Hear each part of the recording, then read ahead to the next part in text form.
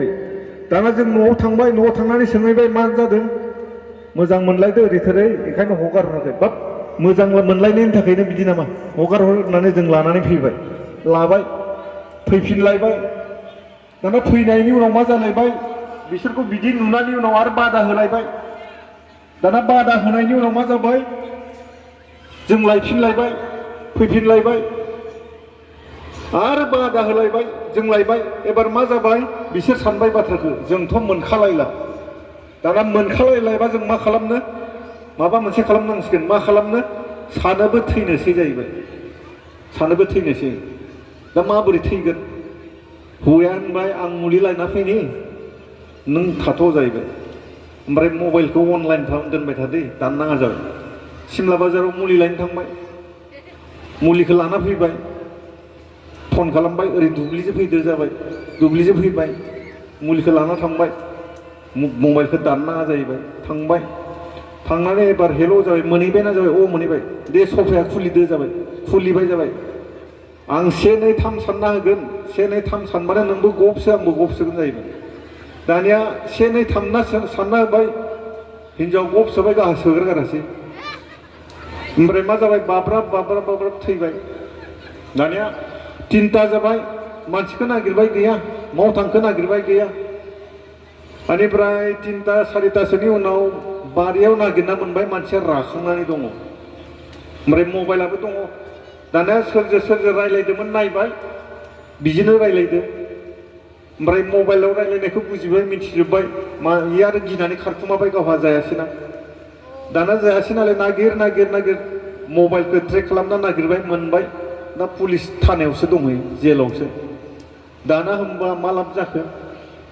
लाब जाखो बेखायनो आं खावलायगोन मोजां मोननाया गोरलै नङा जायफोरा मोजां मोननायखौ सहायनो हाया फालिनो हाया बिथांमोना बेफोरबायदि बे खामानिखौ मावनाङा जेराव मोजां मोननायनि थाखायनो थैनांगौ बेथ' नङाना बेनिफ्राय नोंथांमोना नै बिमा बिफाफोरा आं बुंगोन एप्रिल आरो मे बे एप्रिल आरो मेआ खुदियाफोरा फासि नांना थैनाय मुलि जानानै थैनाय सुइसाइड जानाय बेयो जोबोद जायो एप्रिल आरो मे बेखौ गोसो हो बेखायनो बे समाव खुदियाफोरखौ गोरा बाथ्रा बुंनाङा नांगौ होननायखौ बिनानै मोनाब्ला बेखौ एसे नोजोर होबाय था बेखिनि समाव एप्रिल आरो मेआव ओमफ्राय हारसिं बाराद्राय दरफांनानै थानो होनाङा माबा मोनसे बिनायाव जुदि मोनाखैब्ला बेखौ एसे नोजोर हो बेखिनि समखौ जोबोद गिनांगौ दा बेखिनि समखौ बारबाथाय जा आरो मोनसे सम दंबावो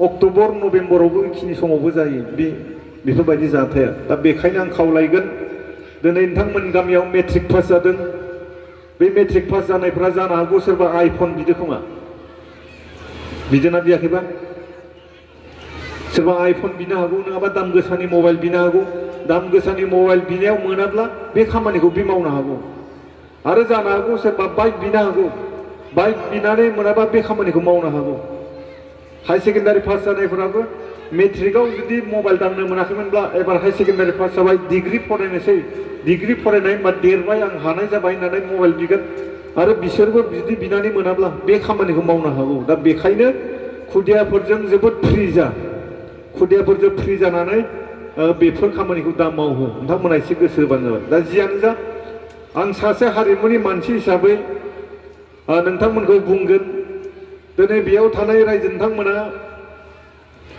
साननो हागौ हारिमुजों जों जानो हाया मेथाइ खननायजों जों जानो हाया सिनेमा दिहुननानै जों जानो हाया नाथाय जायफोरा एकदम टप लेभेलाव फैयो साबसिन जायो बिथांमोना दिनै इसेब्लाबो जानो हानाय जाबाय नाथाय सोलोंथाइया जोंनो नांफागोन फरायनायखौ जोंनो नांफागोन मानो होनबा जोङो फरायनायखौ लाफानांगोन साख्रिबो मोननांगोन नालाय दिनै नोंथांमोना मिथिगौ बेयाव थानाय गामिनि नोंथांमोननि रायजोफोरा बर'नि सोर एक्ट्रेसखौ साबसिन मोनो नोंथांमोना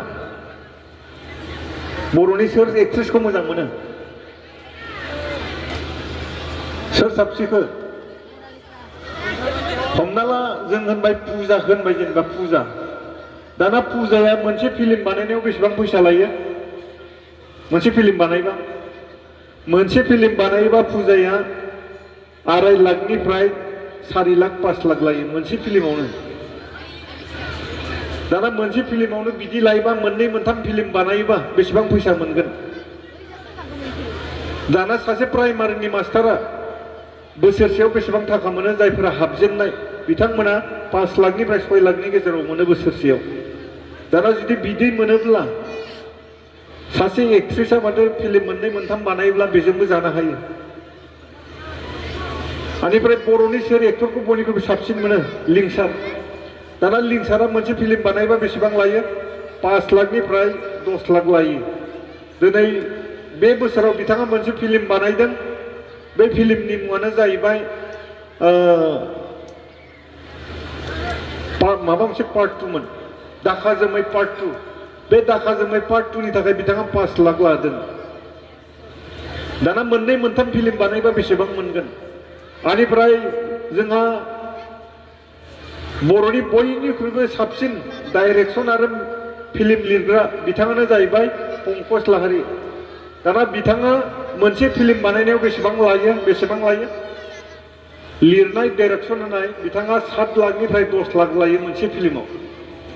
दाना 7 लाख 10 लाख मोनोबा मोनसे फिल्मावनो मोननै फिल्म लिरोबा बेसेबां मोनगोन? बिथाङा गावनो सासे हाई स्कुलनि मास्टार BSc, दरमायाबो थाबाय सिनेमायावबो मोनबाय, माथो लस दङ।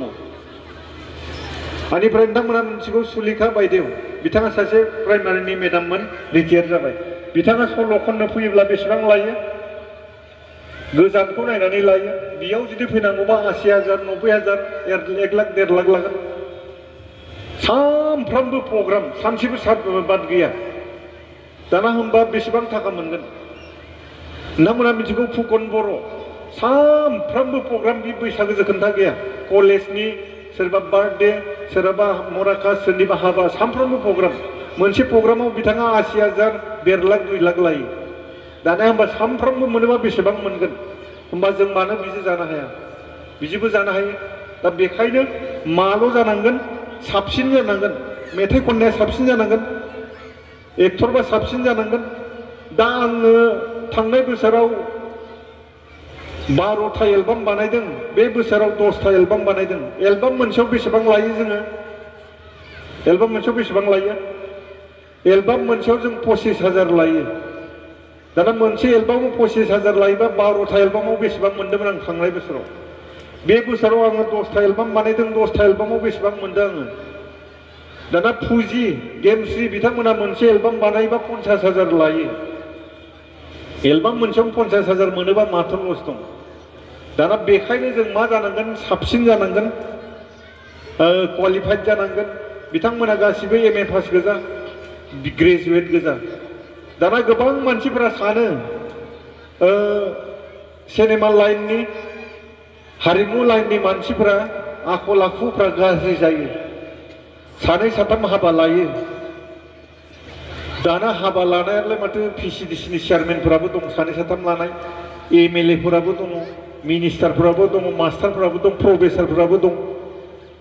नाथाय दाया जायो मास्टारफोराल', माबाफोराल', हारिमुनि मानसिफोराल'। दा बेखायनो बे जाबाय मानसिनि नेचारखा। बेखायनो आं खावलायगोन बिमा बिफाफ्रा गावनि खुदियाखौ फरायनायजों लोगोसे हारिमु आयदायावबो लाफा। आं दहाय बुंलांदों, जाय खुदियाया मेथाइ खननायाव गोसो दं बिथाङा माब्लाबाबो ड्राग्स जाया। दिनै नोंथांमोननि गामियाव बाइक साखावग्रा साबेसे दङ? बेखौ नाय, बि माब्लाबा मेथाइ खनफेराखै। ड्राग्स जाग्रा दंबा नाय, बि माब्लाबाबो दामग्रा दामफेराखै।